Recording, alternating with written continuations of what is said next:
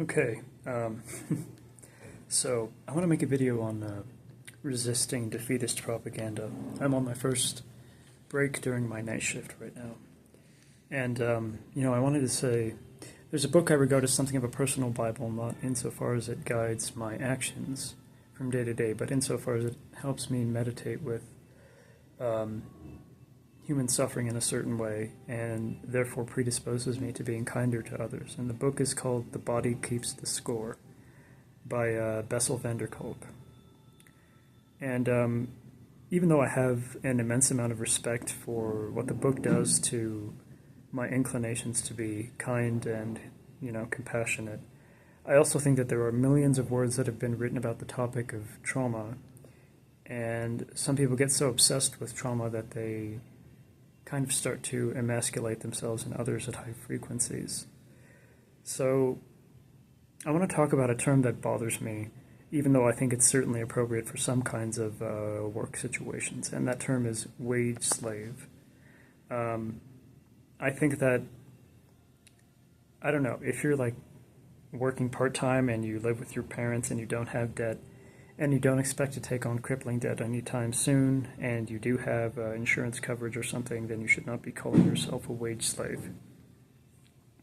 If you're putting in 50 or more hours at a physically demanding job, and you don't have insurance, and you have mouths to feed, and you're worried about whether or not you'll ever be able to retire, and sometimes you struggle to pay your bills, then I would say, yeah, you could probably call yourself a wage slave. But slavery is way worse than a 9-to-5. That should be obvious. So the term wage slave, I think, can do something to the psyche or the mind that is dangerous if you're not careful, okay? You can train yourself to view your job, assuming it's not overly oppressive, as like a training ground for noble virtues. So this isn't intrinsically possible in every job, obviously. Again, if you're putting in overtime shifts at a warehouse all the time and people treat you like trash there, and then nobody appreciates you when you go home and doom scroll until you go back to work, then I would not say you should be fixated on ennobling yourself to the maximum extent, because it's not really energetically feasible for you. But I've worked as a cashier, as a writer. I'm working now as like a shelf stalker, and I've done some other things when I was at university, and I'm learning that if I force my mind to interpret these kinds of situations as ones in which I can develop pro-social capacities, then even if I don't make much money or develop much in the way of like a network through working in these jobs, I can still interpret them as part of a journey that is important, at least with respect to helping me once again make history within my bloodline. So there's a funny meme, and you can find it by typing in, "While you were out partying, I studied the blade." So if you're not familiar with it, you should look it up. But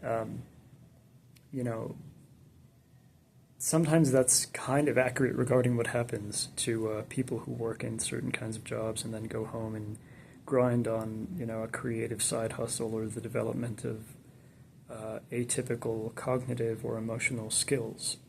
Okay?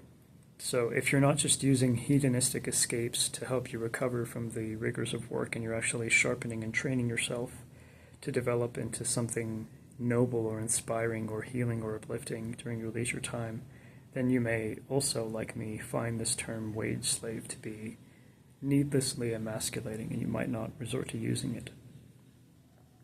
And I really hate the lighting in this room because it makes me look like I have jaundice, or it just makes me look incredibly old. But yeah, I just wanted to make this point, okay? Do what you can to identify and resist defeatist propaganda, because there's all kinds of stuff out there that will try to emasculate you decades in advance of your needing to adopt kind of a weak and sickly posture toward life. Thank you for watching, and have a good day, and God bless you.